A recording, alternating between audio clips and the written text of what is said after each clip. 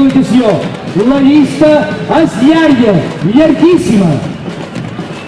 Des de la Conselleria d'Educació s'han obert expedients disciplinaris a 3 directors per unes instruccions suspeses pel Tribunal Superior de Justícia.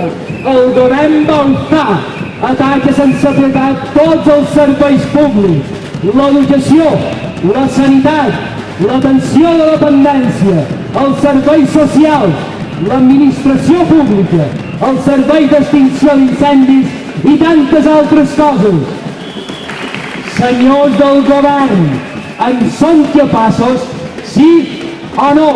Perquè si no estan disposats a respectar i escoltar el poble que diuen que representen, ens tindran davant com una paret seca, pedra a pedra, infranquejable.